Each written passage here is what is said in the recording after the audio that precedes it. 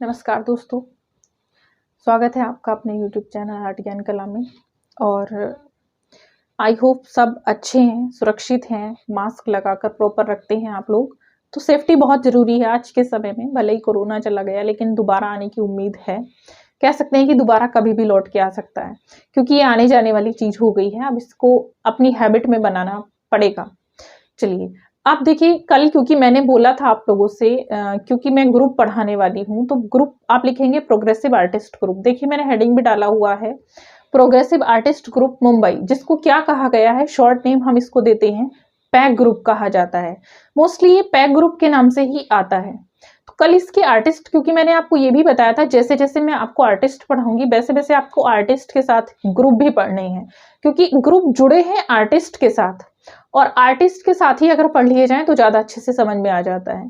Pack group की स्थापना देखिए आरा के साथ मिलकर सूजा ने की थी। तो सब सूजा कल मैंने आपको पढ़ाया था, तो आरा इसके बाद मैं पढ़ाऊंगी। बाकी आप जो चाहें आप मुझे बता सकते हैं, जो भी आपको पढ़ना है इसके बाद। अगर आरा पढ़ना है तो आरा मैं पढ़ाऊंगी, अदरवाइज अगर आपको कोई दूसरा भी पढ़ना है तो दूसरा भी मैं पढ़ा सकती हूँ। सबसे पहले इसके बारे में हम जान लेते हैं कि ये ग्रुप क्या था, इसकी आवश्यकता क्यों पड़ी। तो देखिए, कुछ इस तरह का उस समय था कि ये ग्रुप बनाने का इनकी क्या योजना रही होगी आर्टिस्ट की, क्यों इनको ग्रुप बनाने की नीड हुई। तो ग्रुप बनाना एक तरह से आज के समय में भी बनते हैं ग्रुप और अपनी प्रदर्शनियां लगाई जाती हैं, लेकिन उस समय की जो मजबूरी थी, तो कुछ ऐसे कलाकार थे जिनके पास रोजगार के साधन नहीं थे। एक तो वो लोग भी ग्रुप बनाते थे कि आपस में कुछ लोग मिलकर एक ग्रुप की स्थापना करते थे और फिर अपनी प्रदर्शनियां लगाते थे, चित्र बनाते थे। तो चित्रकारों की एक कहानी थी। दूसरी चीज ये होती थी कि जिन चित्रकारों की कहीं पर मतलब कोई पूछता नहीं था, जैसे बहुत बड़ी चीज है कि बिना रेफरेंस के कुछ भी नहीं होता है। तो उस समय में भी ऐसा था, बिना रेफरेंस के कुछ नहीं होता था। जो गरीब व्यक्ति है उसको नहीं पूछा जाता था। तो गरीब आर्टिस्ट भी होता था। आर्टिस्ट को आपने देखा, जितने भी आर्टिस्ट आपने पढ़े हैं उनको बहुत ज्यादा संघर्ष का सामना करना पड़ा है। तो सूजा भी उन्हीं में से एक थे। और इन्होंने जो अपने ग्रुप की स्थापना की, उसकी स्थापना के बारे में चलिए देख लेते हैं। पहले लिखते हैं, आधुनिक कलाकारों का ये एक समूह था। आधुनिक कलाकारों का समूह, जिसको हमने नाम दिया था पैक ग्रुप। तो किसका समूह था ये? आधुनिक कलाकारों का। क्योंकि ये चीज भी बहुत महत्वपूर्ण होती है। ये आधुनिक कलाकारों का ग्रुप था, ये समकालीन कलाकारों का ग्रुप था, ये बंगाल कलाकारों का ग्रुप था, पाश्चात्य कलाकारों का ग्रुप था, क्योंकि बहुत सारे आर्टिस्ट हैं। अब आपको ये जानना बहुत जरूरी है कि ये किस टाइप का ग्रुप था। तो ये आधुनिक कलाकारों का ग्रुप था। याद रखेंगे इस तरह से भी प्रश्न, क्योंकि प्रश्न किस तरीके से आ रहा है आपको नहीं पता है। हर साल पेपर का पैटर्न चेंज होता है। अब पेपर का पैटर्न किस तरह से चेंज होके आ जाए आप भी नहीं जानते हैं। तो लिखेंगे आधुनिक कलाकारों का समूह या ग्रुप। स्थापित होने का कारण क्या था?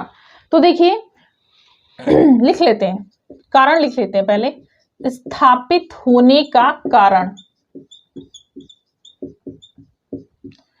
तो वर्ष 1947 ईस्वी में क्या हुआ था? तो एक घटना घटित हुई थी। घटना भी नहीं, देखेंगे इसमें बॉम्बे आर्ट सोसाइटी ने अपनी वार्षिक प्रदर्शनी का आयोजन किया था। वार्षिक प्रदर्शनी का आयोजन किया गया।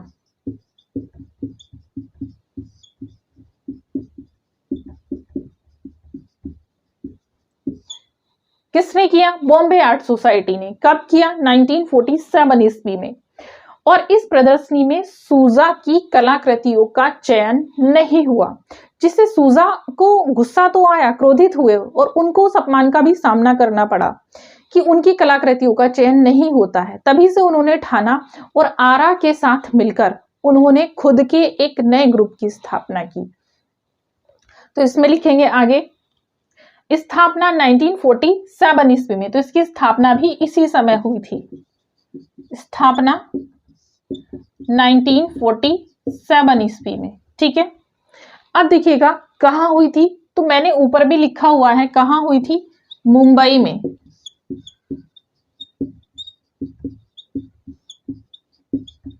मुंबई में इनकी ग्रुप की स्थापना हुई थी और इसके संस्थापक कौन थे?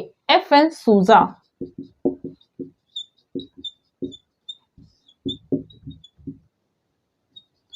FN सूजा,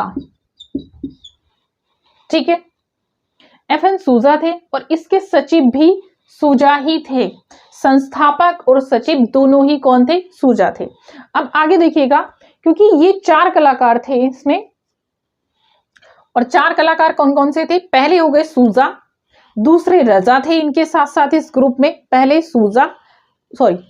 सूजा थे, दूसरे रजा थे, हुसैन थे, अंबादास गौड़ थे, इसमें आरा थे, और कौन थे? सदानंद बाकरे थे। और पैग की पहली बैठक या घोषणा पत्र, तो लिखेंगे पैग की पहली बैठक, पैग की पहली बैठक, और यही घोषणा पत्र इसका यहां पर तैयार किया गया था पैग की पहली बैठक में। तो देखेंगे इसमें, देखिए 1948 ईस्वी में, 1948 ईस्वी में इन्होंने इसकी पहली बैठक की थी। कहां पर? तो ये बैठक भी इनकी मुंबई में ही हुई थी। अब देखिए इस ग्रुप की प्रथम प्रदर्शनी,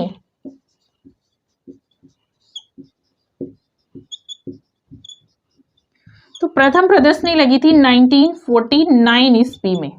कब लगी थी? 1949 ईस्वी में। कहां? मुंबई में लगी थी। 1949 में मुंबई में लगी थी और मुंबई के सैलून में लगी थी। ठीक, तो मैं लिख देती हूं स्थान कहां लगी। मुंबई आर्ट सोसाइटी के सैलून में, आर्ट सोसाइटी के सैलून मुंबई।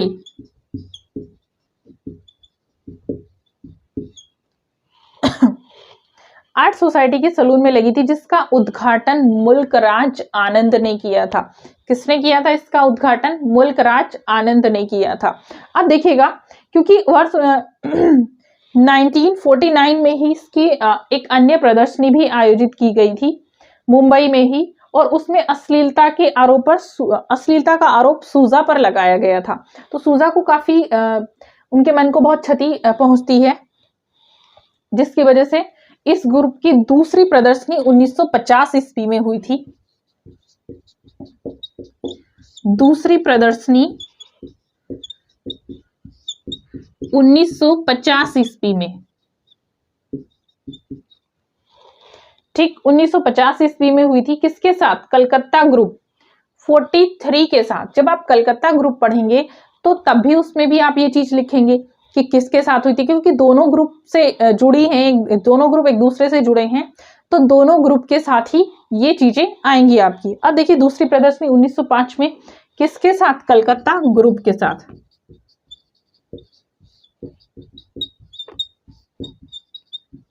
कलकत्ता ग्रुप के साथ।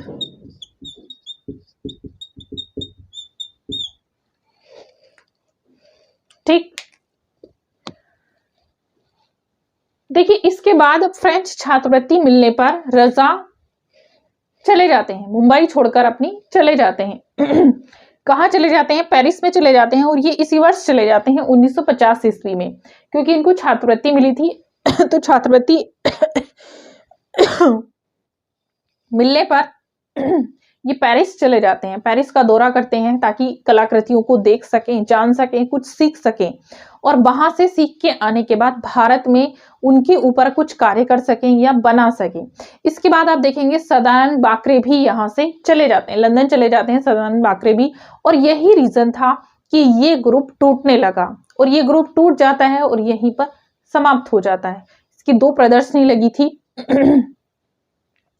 तीसरी प्रदर्शनी अगर आप देखें, क्योंकि दूसरी भी कलकत्ता ग्रुप के साथ लगी थी, और तीसरी और अंतिम प्रदर्शनी इसकी 6 दिसंबर 1952 ईस्वी को लगी थी।